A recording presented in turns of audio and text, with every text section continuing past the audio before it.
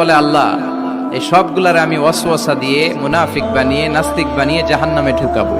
আমি চ্যালেঞ্জ দিলাম, ডান দিক থেকে ধোকা দেব, বা থেকে, সামনে থেকে, পেছন থেকে, নিচ থেকে, রগের শিরা উপশিরায় ঢুকে, মাজরাত দাম যেখান দিয়ে রক্ত চলাচল করে ওখানে ঢুকেও আমি ধোকা দেব।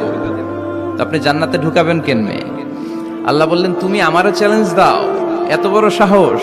আমি তো সব রাজার বড় রাজা, মহারাজা। চিৎকার করে বলেন ঠিক কিনা? মহারাজার সাথে চ্যালেঞ্জ দেয়া যায় না। তুমি আমাকে চ্যালেঞ্জ দাও, ওকে ডান, আই টেক ইউর চ্যালেঞ্জ। আমিও তোমার চ্যালেঞ্জ নিলাম।